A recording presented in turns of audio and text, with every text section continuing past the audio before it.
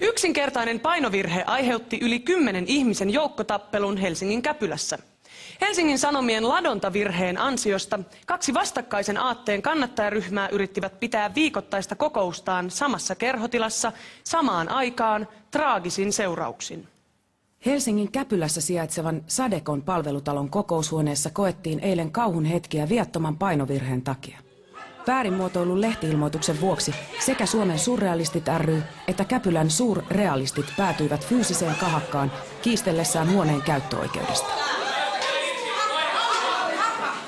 Minkälaista kahakkaahan ei olisi syntynyt, jos vastapuoli osaisi käyttäytyä aikuismaisesti?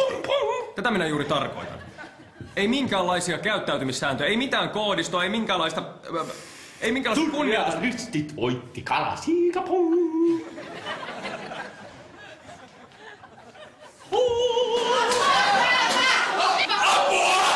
Joukkotappelu saatiin vihdoin hallintaan poliisin ansiosta.